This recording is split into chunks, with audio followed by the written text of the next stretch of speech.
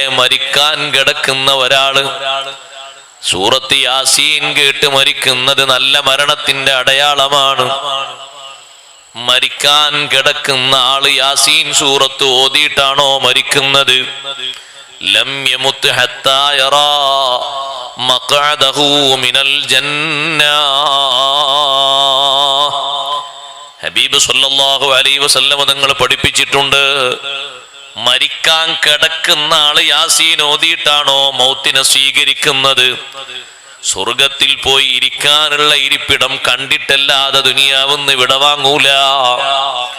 സൂറത്ത് യാസീനുമായുള്ള ബന്ധം നിത്യജീവിതത്തിൽ ബന്ധമാകേണ്ടതാണ്. എല്ലാ ദിവസവും ഓതൽ സുന്നത്തുള്ള സൂറത്തുകളിൽ സൂറത്ത് യാസീനുണ്ട്. മറക്കാതെ ഏതെങ്കിലും ഒരു നിസ്കാരത്തിന്റെ ശേഷം അത് പതിവായി സൂക്ഷിക്കണം. അതൊക്കെയാണ് നമുക്കുള്ള റിസൾട്ടിന് സഹായകമാകുന്നത്. മൗത്തിന്റെ നേരത്ത് ശിഷ്യന്മാര് യാസീൻ സൂറത്ത് ഓതിയപ്പോ ഇമാം ഷാഫി റളിയല്ലാഹു അൻഹു സന്തോഷത്തോടെ വിടവാങ്ങുകയാണ്. സൂറത്ത് യാസീൻ തീരുന്നതിന്റെ മുമ്പ് തന്നെ ഈ ലോകത്തിൽ നിന്ന് വിടവാങ്ങിപ്പോയി. യാസീൻ സൂറത്ത് മരണാസന്നനായി കിടക്കുന്ന ആൾ അടുത്ത് ഓതൽ സുന്നത്താണ് എന്ന് മസ്അല എഴുതിയ ഇമാമ്, അത് നമുക്ക് പഠിപ്പിച്ച ഇമാമ് ജീവിതത്തിൽ അത് അനുഭവിക്കുകയാണ്. സൂറത്ത് യാസീൻ ആ നേരത്ത് എല്ലാവർക്കും ഓതാനൊക്കുമോ? ഓതാൻ എല്ലാവർക്കും ധൈര്യം വരുമോ? ആ നേരത്ത് സൂറത്ത് യാസീനിന്റെ ഒരു ശബ്ദം കേൾക്കുകയാണെങ്കിൽ മരിക്കാൻ കിടക്കുന്ന ആൾക്ക് എന്തൊരു സന്തോഷമാണ്. മാത്രമല്ല സഹോദരങ്ങളെ, വിശുദ്ധ ഖുർആനല്ലേ ഓതുന്നത്. ഖുർആൻ ഓതിക്കൊണ്ടുള്ള മരണം ഏറ്റവും നല്ല റാഹത്തുള്ള മരണമാണ്. ഖുർആൻ കേട്ടുകൊണ്ടുള്ള മരണം വലിയ സന്തോഷം നൽകുന്ന മരണമാണ്. അള്ളാഹുവിന്റെ ഖുർആൻ കേട്ടുകൊണ്ട് ഈ ലോകത്തിൽ നിന്ന് വിടവാങ്ങാൻ കഴിയുന്നത് എത്ര സന്തോഷകരമാണ്. ബഹുമാനപ്പെട്ട നഫീസത്തുൽ മിസ്രിയ്യ റളിയല്ലാഹു അൻഹ വഫാത്താകുമ്പോഴും ഖുർആൻ ഷരീഫിൽ നിന്നല്ലേ മഹദി ഓതുന്നത്. മരണമാകും എണ്ട് ബിണ്ടില് ഓതി അൻആമാനേ, മനിദാസൂറത്ത് തീരും മുമ്പ് മൗത്തായാനേ. അതിന് ഖുർആനുമായി ബന്ധം വേണ്ടേ സഹോദരങ്ങളെ? ഖുർആനുമായുള്ള ബന്ധം നമുക്ക് വളരെ കുറഞ്ഞു പോകുന്നത് നമ്മുടെ ജീവിതത്തിന്റെ അന്ത്യം വളരെ ഇടങ്ങേറാകും എന്നതിലേക്കുള്ള തെളിവാണ്. വിശുദ്ധ ഖുർആൻ ഓത്ത് ധാരാളം പതിവാക്കണം. റമദാനിൽ മാത്രം ഓതാനുള്ളതല്ല ഖുർആൻ. ആരെങ്കിലും മരിച്ചയിടത്ത് മാത്രം ഓതാനുള്ളതല്ല ഖുർആൻ.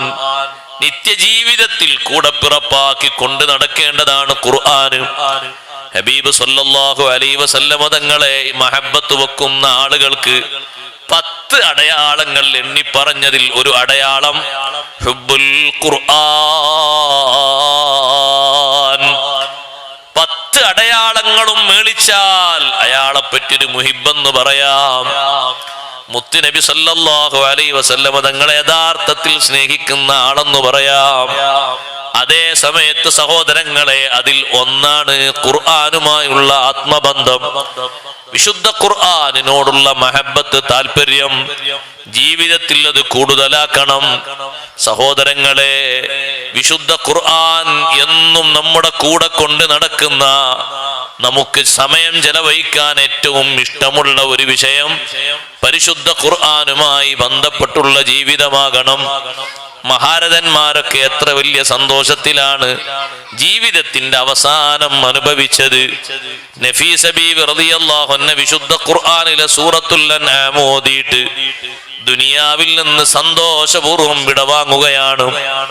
അള്ളാഹുവിനോട് ചോദിച്ച രൂപത്തിൽ തന്നെ വിടവാങ്ങാനുള്ള തൗഫീഖ് അള്ളാഹു നൽകി.